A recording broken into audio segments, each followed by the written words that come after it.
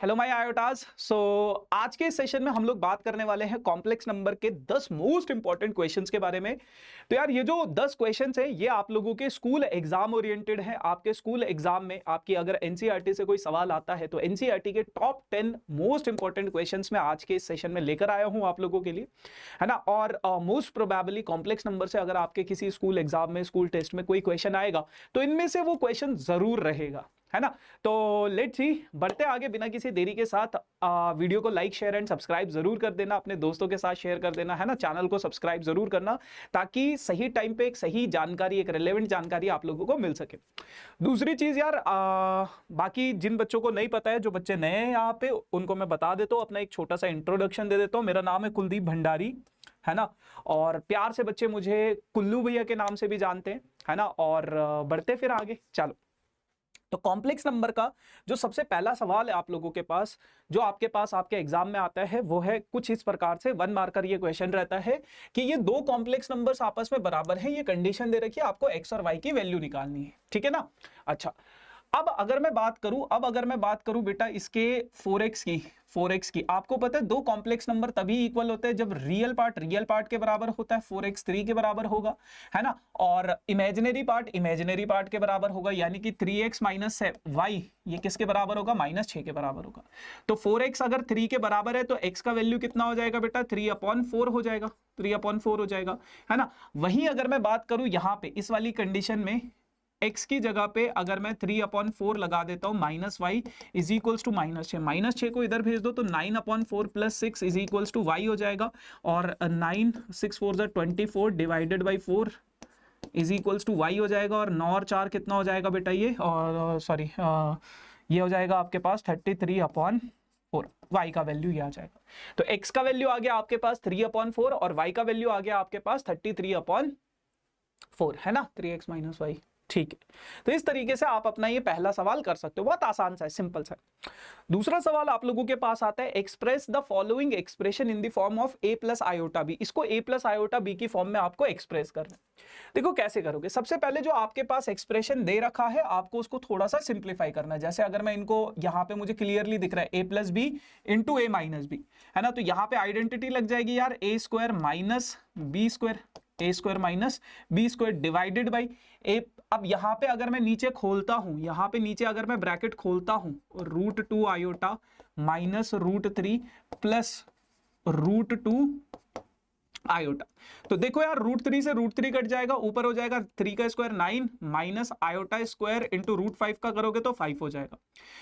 2√2 iota and √2 iota, तो ये हो जाएगा आपके पास 2√2 आयोटा, है ना। तो इसका आंसर हो जाएगा आपके पास, आयोटा स्क्वायर कितना हो जाता है -1, तो ये हो जाएगा -1 इंटू 5 डिवाइडेड बाई 2√2 आयोटा, है ना। तो ये हो जाएगा आपके पास माइनस प्लस हो जाएगा 9 + 5 डिवाइडेड बाई 2√2 आयोटा।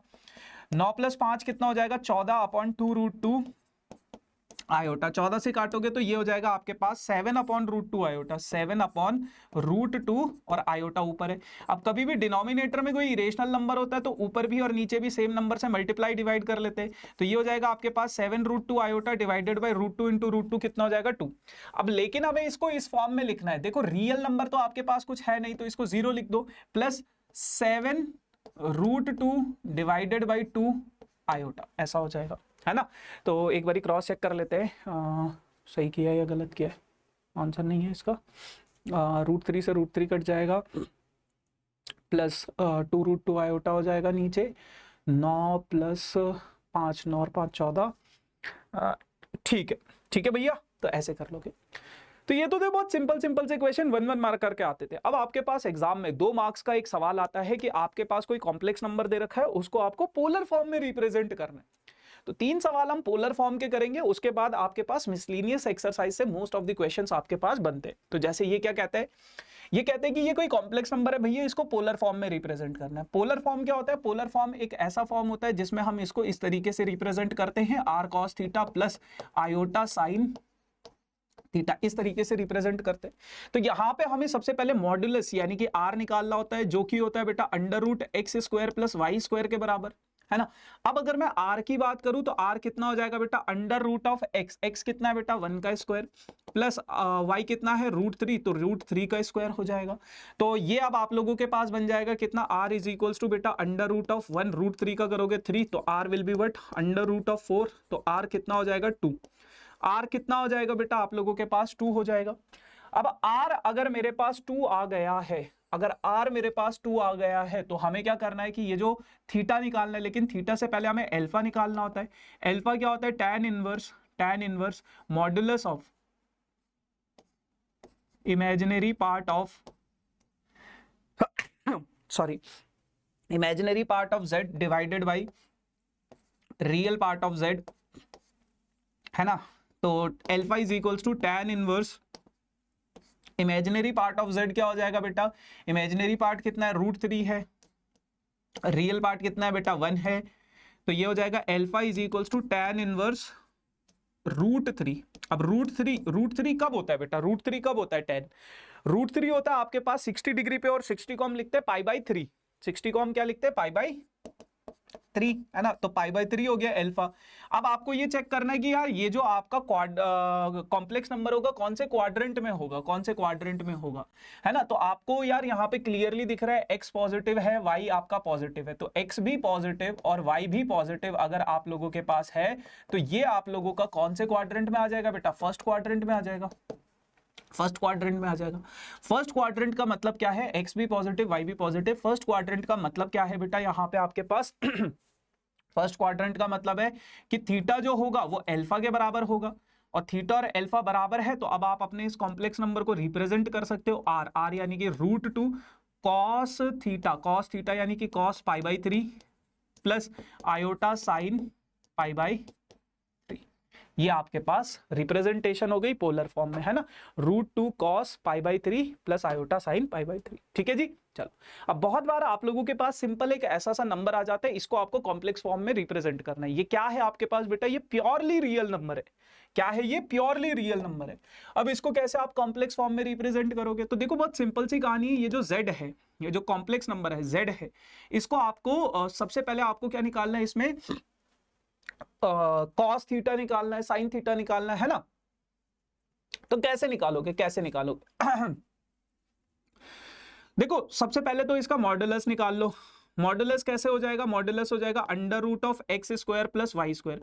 अब x मुझे कुछ x तो मुझे ये नजर आ रहा है, बट y मुझे कुछ नजर नहीं आ रहा है, तो वो 0 हो जाएगा। तो r हो जाएगा बेटा अंडर रूट ऑफ +3 का स्क्वायर, यानी कि r का वैल्यू कितना हो जाएगा आपके पास 3 हो जाएगा। r आपने निकाल लिया। अब आपको निकालना बेटा अल्फा। अल्फा होता है tan inverse imaginary part. Imaginary part कितना है बेटा इसका 0 है, रियल पार्ट कितना है -3 है, तो ये हो जाएगा alpha is equals to tan inverse of 0। और बहुत सारे बच्चे सोचेंगे कि यार ये जो एंगल हो जाएगा ना हमारा, अल्फा जो हो जाएगा वो कितना हो जाएगा, tan 0 पे होता है। अल्फा जो होगा वो कितना हो जाएगा, 0 डिग्री का हो जाएगा। बट बेटा यहाँ पे ना आपको थोड़ा सा ध्यान रखना है, थोड़ा सा ध्यान रखना है। कभी भी अगर आपके पास इस तरीके से कोई नंबर आ जाए, सिंपल है ना, सिंपल ऐसा सा कोई नंबर आ जाए, तो देखो बहुत सिंपल सी बात है। आपको पता है पाई पे भी tan की वैल्यू 0 होती है, और 0 पे भी पाई की वैल्यू क्या रहेगी, 0 रहेगी। 0 पे भी पाई की वैल्यू 0 है, और पाई पे भी tan पाई भी 0 होता है, और tan 0 भी 0 होता है ना। अब आपको एक बात ध्यान में रखनी है कि यार ये जो -3 है प्योरली रियल है, वो यहां पे आएगा कहीं पे, क्योंकि उसमें इमेजिनरी पार्ट नहीं है, तो वो रियल एक्सिस पे यहां पे होगा कहीं पे, और यहां पे क्या होगा बेटा आपका थीटा पाई होगा ना। आपका जो प्रिंसिपल आर्गुमेंट होगा वो कितना हो जाएगा, पाई हो जाएगा। तो यहाँ पे जो आपका थीटा है वो सीधा सीधा आपको क्या दे देगा, पाई दे देगा। तो एक चीज याद रखना, कभी भी अगर आपका एक्सिस पे कुछ चीज आएगा, यहाँ पे आएगा कोई पॉइंट, तो ये π/2 होगा, जो सिर्फ प्योरली इमेजिनरी होगा। यहाँ पे आएगा कोई पॉइंट, तो ये क्या हो जाएगा आपके पास, -π/2 हो जाएगा। ठीक है ना, तो ये चीज ध्यान रखना बस। आ जाओ अब आगे बढ़ते।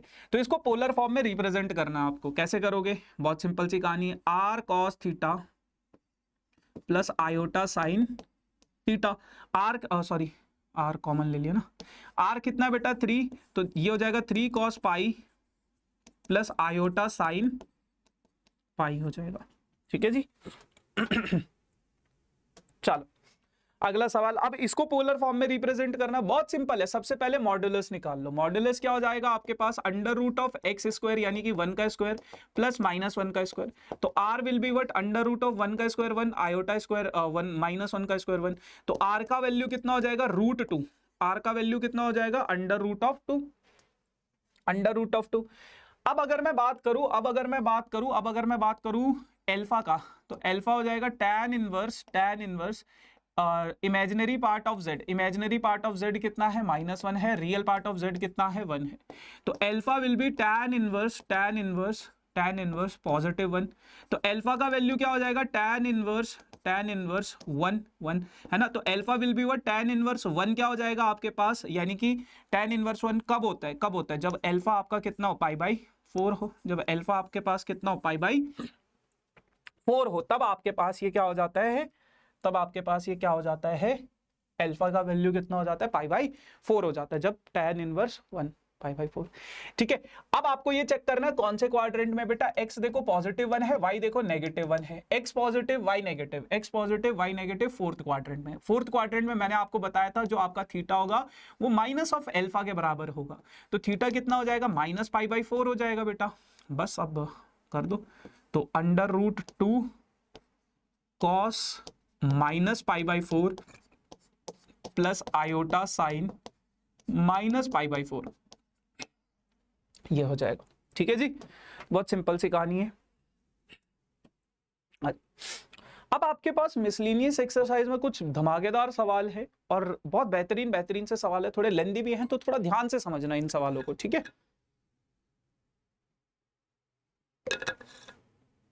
देखो क्या कहता है ये सवाल। ये सवाल कहता है कि अगर आपके पास कोई कॉम्प्लेक्स नंबर है x माइनस आयोटा y, उसकी वैल्यू इसके बराबर है, तो आपको वो चीज प्रूफ करनी है। ध्यान से देखना। आपके पास है बेटा x माइनस आयोटा y, अगर मैं इसका स्क्वायर कर दूं, क्योंकि मुझे x स्क्वायर चाहिए ना, तो मैंने क्या किया, दोनों तरफ क्या कर दिया, a minus iota b divided by c minus iota d। दोनों तरफ क्या कर दिया, स्क्वायर कर दिया। अब अगर मैं इन दोनों का स्क्वायर करूंगा तो ये हो जाएगा X square as it is plus iota Y का whole square minus 2x into iota Y is equals to, इधर तो ये कैंसिल हो जाएगा, तो ये बच जाएगा a minus iota b divided by c minus iota d. ये हो जाएगा। अब देखो x का स्क्वायर करोगे तो x square as it is plus iota का स्क्वायर करोगे और y का स्क्वायर करोगे -2x y आयोटा, ये हो जाएगा। और इधर बचेगा a minus iota b divided by c minus iota d, है ना। अब ये आयोटा का स्क्वायर क्या हो जाएगा आपके पास, -y स्क्वायर हो जाएगा, है ना, -y स्क्वायर हो जाएगा। -2xy iota is equals to a minus iota b divided by c minus iota d।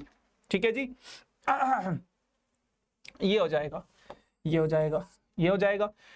अब आपको क्या करना है, इधर मैंने आपको एक चीज बताई हुई है, सिर्फ आरएचएस को देखो, आरएचएस को सॉल्व करना चाहता हूं मैंने क्या किया, आरएचएस में मेरे पास क्या है, a minus iota b divided by c minus iota d। मैंने आपको बताया कभी भी अगर आरएचएस में अगर आपके पास डिनोमिनेटर में कोई कॉम्प्लेक्स नंबर है, उसके कॉन्जुगेट से ऊपर भी और नीचे भी आपको क्या करना है, मल्टीप्लाई करना है ना। तो अगर मैं इसको मल्टीप्लाई डिवाइड करूंगा a माइनस आयोटा b से, अगर मैंने मल्टीप्लाई कर दिया किसको, c plus iota d divided by c minus iota d into c plus iota d, है ना। तो a इंटू सी कितना हो जाएगा, ac हो जाएगा, plus a into iota d हो जाएगा, minus iota b into c minus iota square b into d divided by नीचे वाले का करोगे तो c का a square minus b square हो जाएगा। ठीक है जी, ये हो जाएगा। अब ये AC और चलो एज इट इज लिख देते हैं पहले, AC as it is plus a iota d minus b iota c, और ये आयोटा स्क्वायर -1 होता है तो माइनस माइनस प्लस हो जाएगा और ये प्लस BD बन जाएगा, डिवाइडेड बाई c स्क्वायर, फिर दोबारा से आयोटा का स्क्वायर करोगे तो प्लस हो जाएगा c square plus d square. तो आरएचएस में आपके पास LHS में आपके पास क्या है, LHS में आपके पास क्या है, x square minus Y square minus 2xy iota, और RHS में आपके पास क्या है, AC प्लस BD, एक साथ लिख दिया मैंने, AC प्लस BD एक साथ लिख दिया, प्लस प्लस इन दोनों से आयोटा कॉमन ले लिया, इन दोनों से आयोटा कॉमन ले लिया, तो क्या बचेगा, AD minus BC, AD minus BC divided by C square plus D square, ये बच जाएगा।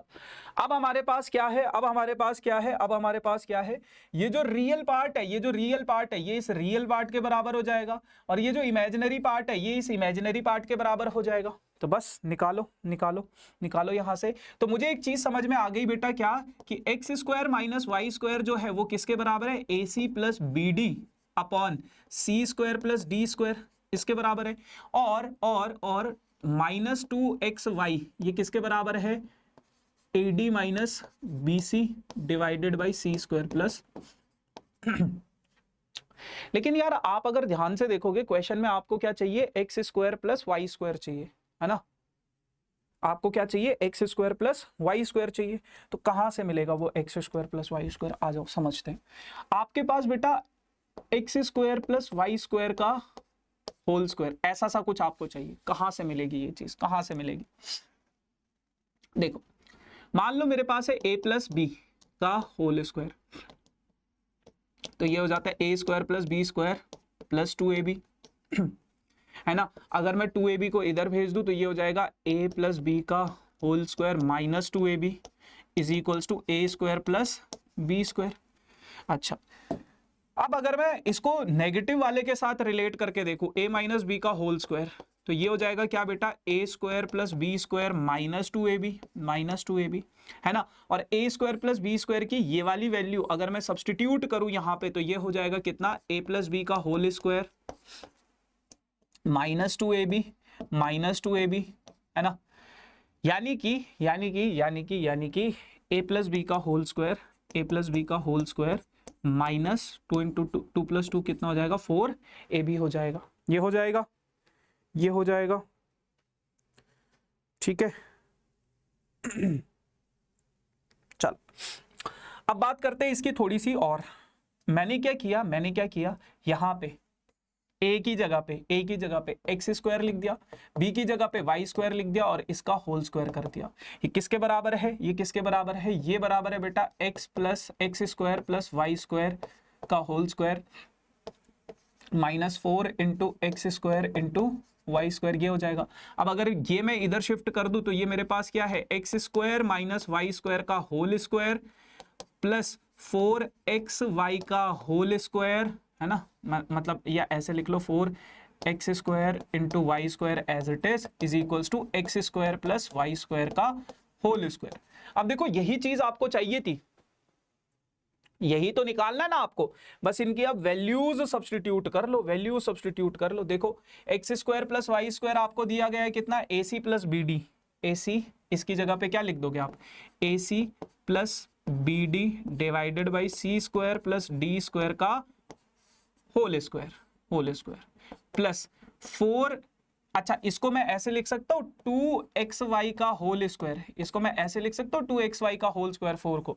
तो मैंने क्या किया, ये जो मेरे पास यहाँ पे टर्म दे रखा है इसका स्क्वायर कर दिया। अब देखो माइनस 2 का स्क्वायर करोगे 4 हो जाएगा एक्स स्क्वायर वाई स्क्वायर, और इधर क्या करना पड़ेगा, इधर भी ये चीज करनी पड़ेगी, AD minus BC upon C square plus D square का होल स्क्वायर है ना, ये करना पड़ेगा। तो इसकी जगह पे मैंने क्या लिख दिया, AD minus BC upon C square plus D square का whole square is equals to x square plus Y square का होल स्क्वायर, ये चीज हो जाएगी।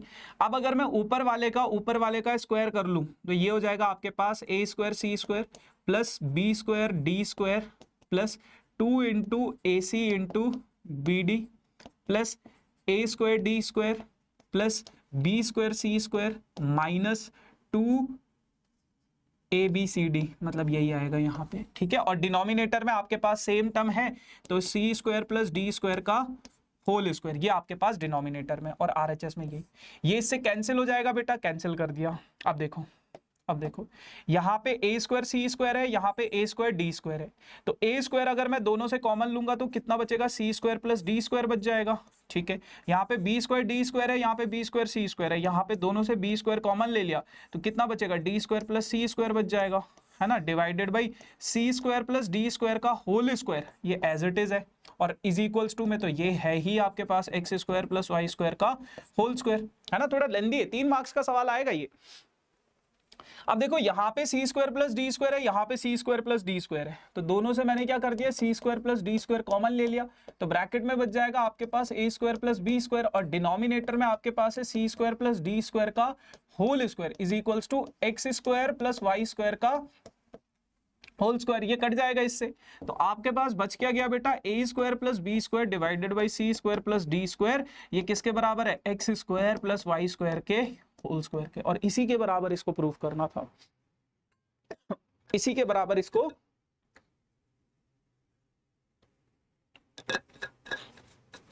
प्रूफ करना था है ना। चलो जी, अब अगला सवाल है आप लोगों के पास कुछ इस प्रकार से, अगला सवाल है आप लोगों के पास कुछ इस प्रकार से कि यार x plus y iota y cube ये इसके बराबर दे रखा है। देखो अगर मैं a प्लस बी का होल क्यूब करता हूं तो ये हो जाएगा आपके पास a क्यूब, ये हो जाएगा आपके पास a cube plus iota y b cube plus 3 into x into iota y bracket के अंदर x plus iota Y is equals to u plus iota v, तो ये हो जाएगा आपके पास x क्यूब, आयोटा का क्यूब करोगे तो minus iota y cube plus 3x square iota y plus 3x y iota square is equals to u plus iota v हो जाएगा। तो ये हो जाएगा आपके पास x cube as it is, है ना, और आयोटा स्क्वायर करोगे तो कितना हो जाएगा, माइनस हो जाएगा, minus 3xy as it is, है ना, बाकी ये माइनस आयोटा वाई क्यूब और plus 3x square iota y as it is. देखो इस वाले को सॉल्व करोगे तो आयोटा स्क्वायर माइनस हो जाता है, -1 हो जाता है, तो -1 से 3xy को मल्टीप्लाई कराओगे तो ये मैंने आगे लिख दिया बस, is equals to u plus iota v. और आपको पता है कि यार कभी भी अगर ऐसा होगा तो रियल वाला पार्ट रियल वाले पार्ट के बराबर होगा और इमेजिनरी के बराबर, तो एक्स क्यूब माइनस 3xy जो होगा वो यू के बराबर हो जाएगा। दोनों से अगर मैं x कॉमन ले लूं तो x minus 3y, x square minus 3, ये यहाँ पे कुछ गड़बड़ है, वाई स्क्वायर भी होगा, ये वाई स्क्वायर भी होगा, इसके बराबर हो जाएगा। x को उधर भेजूंगा तो x square minus 3y square जो होगा वो किसके बराबर हो जाएगा, u अपॉन x के बराबर हो जाएगा।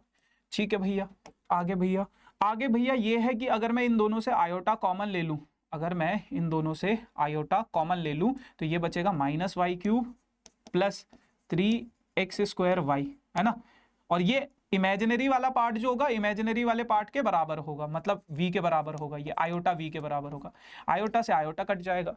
अब ये क्या है, इन दोनों में से क्या कॉमन ले लिया मैंने, y कॉमन ले लिया, y कॉमन ले लिया तो ये यहाँ पे क्या बचेगा, 3x स्क्वायर पॉजिटिव है तो आगे लिख लिया, माइनस वाई स्क्वायर पीछे लिख दिया मैंने इज इक्वल्स टू v, तो 3x square minus Y square is equals to v upon u हो गया, v अपॉन u हो गया, है ना। तो अब मैं इसको कैसे करूंगा, आपको इन दोनों को क्या करना है, ऐड करना है। ये कितना है बेटा, X square minus 3y square, है ना, u अपॉन एक्स का वैल्यू, और v अपॉन यू का वैल्यू कितना है बेटा, 3x square minus Y square, देखो is equals to u upon X plus v upon Y. अब देखो दोनों को ऐड करोगे तो ये हो जाएगा 4x square minus 4y square is equals to u upon v plus v upon y, है ना, v upon u upon x, sorry u upon x। ठीक है, 4 कॉमन ले लो, देखो यही तो प्रूफ करना था, 4 कॉमन ले लो, x square minus Y square is equals to u upon x plus v upon y। आ जाओ जी, अब अगला सवाल ये है आप लोगों के पास और बहुत बेहतरीन सवाल है।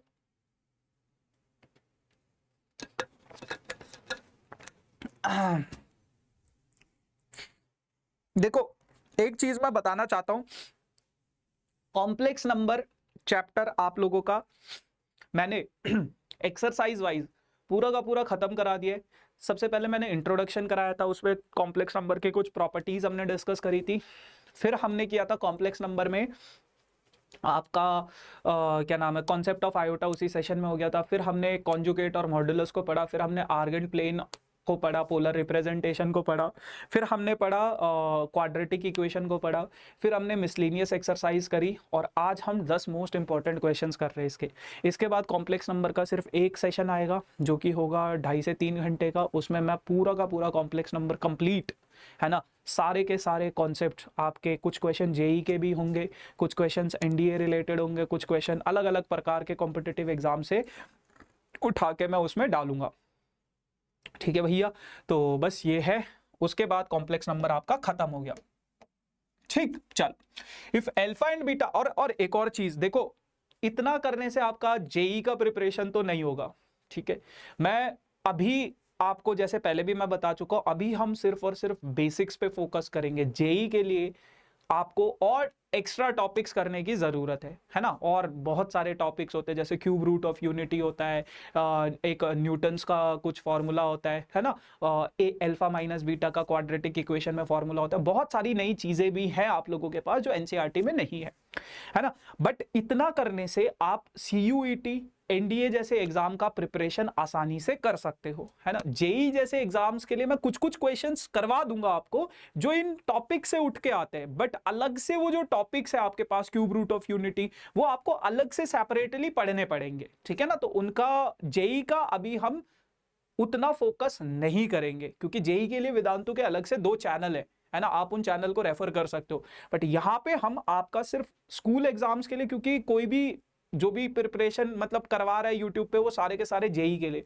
उन बच्चों का क्या जो सिर्फ स्कूल एग्जाम को या फिर जैसे एनडीए या फिर ऐसे एग्जाम को टारगेट कर रहे हैं, है ना, तो उनके लिए बस थोड़ा सा है। बाकी जेई का भी हम करेंगे, बट थोड़े टाइम बाद करेंगे। ठीक है ना, बाकी मैं झलकियां कुछ कुछ दिखा दूंगा जेई जैसे क्वेश्चन एग्जाम की। जैसे अभी एक क्वेश्चन आएगा, वो जेई में भी आया, एनसीईआरटी का ही सवाल है।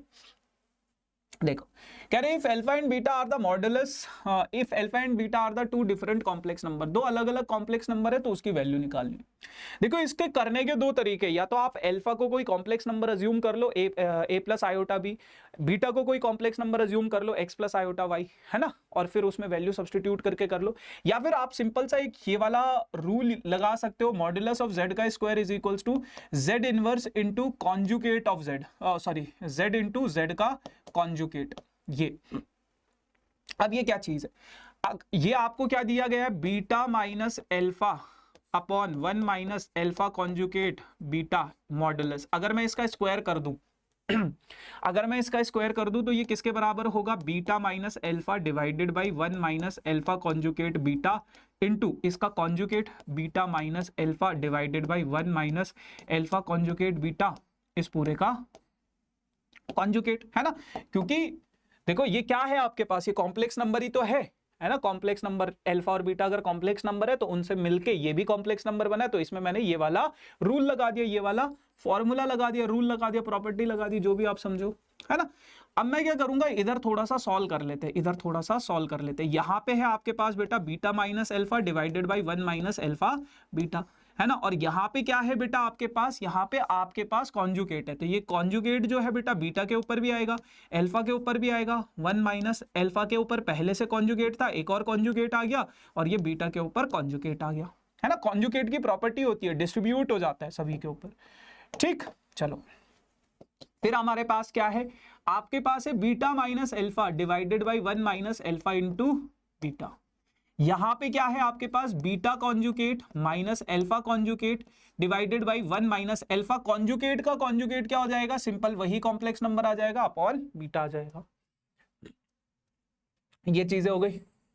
अब अपने पास क्या है, अब अपन इन दोनों को मल्टीप्लाई कराएंगे। देखो, बीटा से बीटा कॉन्जुगेट को मल्टीप्लाई कराओगे तो बीटा इंटू बीटा कॉन्जुगेट हो जाएगा, बीटा से माइनस एल्फा कॉन्जुगेट को मल्टीप्लाई कराओगे तो बीटा इंटू एल्फा कॉन्जुगेट। अब माइनस एल्फा को beta alpha into beta conjugate, और minus alpha into alpha conjugate plus हो जाएगा एल्फा कॉन्जुगेट डिवाइडेड बाई, नीचे वालों को आपस में 1 माइनस, भाई भाई भाई भाई ये यहाँ पे ये भी है, ठीक है ना, 1 को 1 से मल्टीप्लाई कराओगे 1 minus alpha into beta conjugate minus alpha conjugate, ये यहाँ पे एल्फा कॉन्जुगेट है, एल्फा कॉन्जुगेट इंटू बीटा, और माइनस माइनस प्लस हो जाएगा, alpha into alpha conjugate into beta conjugate, ये मिल जाएगा आपको। अब इसको थोड़ा सा सॉल्व करते हैं। देखो बीटा इंटू कॉम्प्लेक्स नंबर का कॉन्जुगेट क्या बना देगा आपके पास, मॉड ऑफ कॉम्प्लेक्स का स्क्वायर, मॉडुलस ऑफ बीटा का square, minus alpha conjugate beta minus alpha beta conjugate plus alpha modulus का स्क्वायर, ये हो जाएगा 1 minus alpha into beta conjugate. अच्छा एक काम करता हूं, इस वाले को पहले लिख लेते हैं, एल्फा कॉन्जुगेट बीटा, और इस वाले को बाद में लिखेंगे एल्फा बीटा का कॉन्जुगेट। यहां पे क्या हो जाएगा बेटा, ये तो हो जाएगा आपके पास कितना, एल्फा कॉन्जुगेट का स्क्वायर, और ये कितना मॉडुलस का स्क्वायर, ये कितना हो जाएगा बीटा मॉडुलस का स्क्वायर। अब यहां पे एक चीज को देखो बेटा, आपको बीटा के मॉड की वैल्यू कितनी दे रखी है, 1 दे रखी है, तो वो वैल्यू बस यहां पे सब्स्टिट्यूट कर दो, 1 minus alpha conjugate beta minus alpha beta conjugate plus alpha modulus का square divided by 1 minus alpha conjugate beta minus alpha beta conjugate plus modulus of alpha का square into beta conjugate, modulus की value कितनी है 1, 1 का square 1 हो जाएगा। तो बेटा ये सेम चीज है, ऊपर भी और नीचे भी, कट जाएगा तो कितना बचेगा 1 बचेगा, यानी कि इसकी वैल्यू हमने सॉल्व करके कितनी निकाली, modulus of beta minus alpha upon 1 minus alpha conjugate beta, इसके मॉडुलस का स्क्वायर हमने कितना निकाल दिया, 1 निकाल दिया। अब इसकी वैल्यू निकालनी है, तो ये कितना हो जाएगा, beta minus alpha 1 minus alpha conjugate beta कितना हो जाएगा, 1 के बराबर हो जाएगा, है ना, अंडर रूट ऑफ 1 क्या हो जाएगा, 1 के बराबर हो जाएगा, मतलब इसका मॉडुलस अगर मैं निकालूं तो ये कितना हो जाएगा, 1 के बराबर हो जाएगा। -1 क्यों नहीं लेते, क्योंकि मॉडुलस की वैल्यू कभी भी नेगेटिव नहीं होती है। ठीक है जी, चलो तो 1 आ जाएगा इसका। एक और सवाल है, find the number of non zero integral solution of this.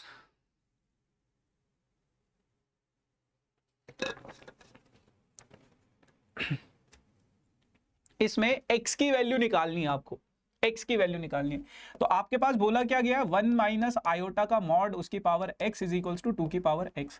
अब मॉडुलस का फॉर्मूला क्या होता है बेटा, अंडर रूट ऑफ 1 का x का स्क्वायर प्लस y का स्क्वायर, y कितना -1, इस पूरे की power x is equals to 2 की पावर x, है ना। तो ये कितना हो जाएगा, 1 का स्क्वायर 1 माइनस 1 का square 1 root 2 power x is equals to 2 की पावर x। तो ये हो जाएगा 2 रूट 2 की पावर x, रूट 2 की power x is equals to 2 की पावर x। रूट 2 को मैं ऐसे लिख सकता हूँ 2 की पावर 1/2, और उस पूरे की पावर कितनी है बेटा, x है, इज इक्वल्स टू 2 की पावर x है। यानी कि इसको मैं ऐसे लिख सकता हूँ 2 की power x/2 is equals to 2 की पावर x। बेस सेम है तो पावर्स क्या हो जाएंगी, बराबर हो जाएंगी, बराबर हो जाएंगे। इसको इधर भेज दोगे तो x is equals to 2x हो जाएगा, x को इधर भेजोगे तो ये हो जाएगा 0, 2x माइनस x, है ना। तो 0 इज इक्वल्स टू x, तो x का वैल्यू क्या आ जाएगा 0। तो यानी कि ये तभी पॉसिबल है, ये तभी पॉसिबल है जब आपके पास x का वैल्यू क्या हो, 0 हो। आई होप ठीक ही किया होगा मैंने, है ना। तो यही इसका इंटीग्रल सॉल्यूशन है। लेकिन अगर आपसे ये पूछा जाए कि find the number of non zero integral solution, अगर इसके नॉन जीरो इंटीग्रल सॉल्यूशन पूछा जाएगा तो एक भी नहीं है, क्योंकि ये तो जीरो है, ये नॉन जीरो थोड़ी ना है, इसका तो कोई भी सॉल्यूशन नहीं है। तो इसका आंसर क्या रहेगा, 0, मतलब ये वाला 0 नहीं बट दूसरा वाला 0, क्योंकि इसका नॉन जीरो इंटीग्रल सॉल्यूशन थोड़ी ना है, इसका तो 0 है। ये जो सॉल्यूशन आया है इसका 0 आंसर आया है, इसका नॉन जीरो नहीं है ये। ठीक है, चलो आखिरी सवाल, और ये वाला सवाल आप लोगों के जेई मेंस का क्वेश्चन है ना, और एनसीईआरटी का भी सवाल है। आपको m की वैल्यू बतानी है, what will be the least positive integer value for m की लीस्ट पॉजिटिव वैल्यू बतानी है। तो इसको थोड़ा सा सॉल्व करेंगे यार हम लोग। कैसे करेंगे, 1 plus iota upon 1 minus iota, इस पूरे की पावर m, ये 1 के बराबर है। कभी भी डिनोमिनेटर में आपके पास कोई कॉम्प्लेक्स नंबर आ जाए तो आपको क्या करना पड़ता है, ऊपर भी और नीचे भी क्या करना पड़ता है, सेम नंबर से मल्टीप्लाई डिवाइड। 1 प्लस आयोटा का square divided by 1 minus iota, 1 plus iota a square minus b square, b कितना है आयोटा, पूरे की पावर क्या है m इज इक्वल्स टू 1 के बराबर।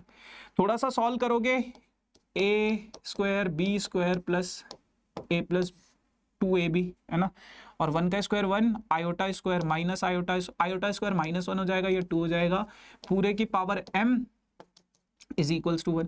अब 1 आयोटा स्क्वायर क्या होता है, -1 प्लस 2 आयोटा 2 पूरे की power m is equals to 1, है ना। अब ये 1 से 1 कट जाएगा और ये बच जाएगा आपके पास 2 आयोटा अपॉन 2 पूरे की power m is equals to 1। 2 से 2 कट गया तो ये बच गया आपके पास आयोटा की पावर m 1 के बराबर है। अब आपको ये बताना है, देखो आयोटा की पावर अगर 1 होती है तो वो आयोटा के बराबर होता है, आयोटा की पावर 2 होती है तो वो -1 के बराबर होता है, आयोटा की पावर 3 होती है तो वो माइनस आयोटा के बराबर होता है, आयोटा की पावर 4 होती है तो वो -1 का स्क्वायर यानी कि 1 के बराबर होता है। तो 1 के बराबर कब है वो, 1 के बराबर कब है वो, जब पावर क्या है 4 है। और देखो 1 से आपके इंटीजर शुरू होते हैं, 1 टू पॉजिटिव इंटीजर 1 2 3 4, है ना। 1 से आपके पॉजिटिव इंटीजर शुरू होते, तो 1 2 3 4 कब है इसकी वैल्यू 1 के बराबर, जब आपका m जो है वो किसके बराबर है 4। तो 4 सबसे छोटा लीस्ट पॉजिटिव इंटीजर है जो आपके पास इस एक्सप्रेशन की वैल्यू 1 के बराबर देगा। ठीक है भैया, तो ऐसे करना था यार इसको। बाकी ये मेरा इंस्टाग्राम आईडी है, किसी को फॉलो करना हो कर सकते हो। बाकी yes guys, this is all about for this session. I hope you enjoyed this session. बाकी thank you so much for this amazing session. अब हम मिलेंगे कॉम्प्लेक्स नंबर के वन शॉट सेशन में। ठीक है जी, बाय बाय।